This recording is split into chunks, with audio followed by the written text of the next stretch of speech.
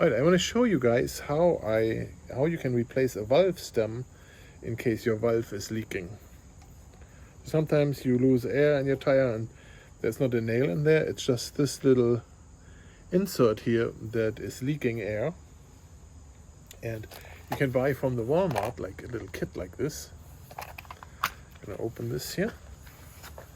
And it has replacement valve stems in there, a tool to get it out, new caps in case you lose your cap, and the tire pressure monitor, tire pressure gauge.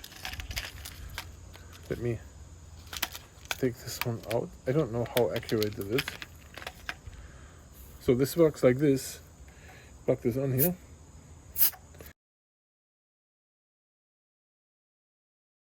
If we want to replace the valve stem, we need this tool here. And then one of those replacement ones. And so I pick this one here.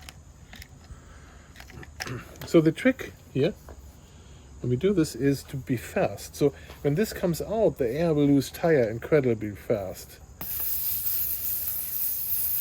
See this? And we have to put the new one in as quick as possible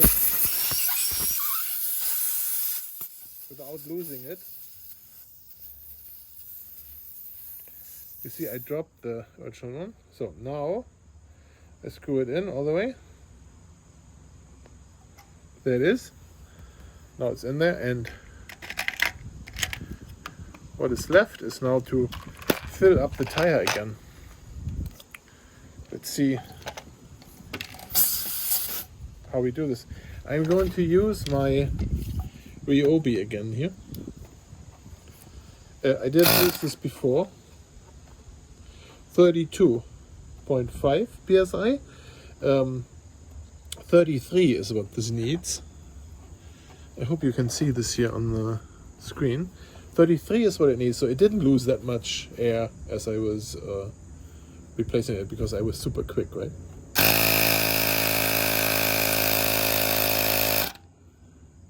$33. That's our.